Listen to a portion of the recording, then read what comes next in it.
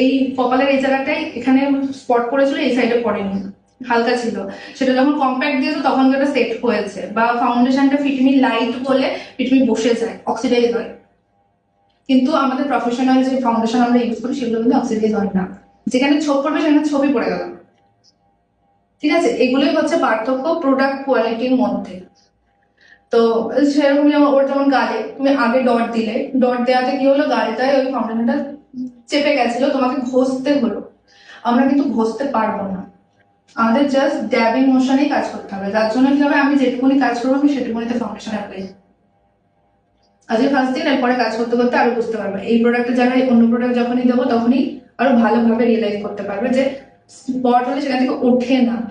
মানে এমন কি হয়, জল দিয়ে ধুচ্ছি, সাবান দিয়ে ধুচ্ছি, তাও এই স্কিনের ভিতরে গেঁথে যায়, এমনই হয় প্রোডাক্ট গুলো। ঠিক আছে, তো এটা একটা জিনিস আমার যেটা মনে হয়েছে বলা দরকার।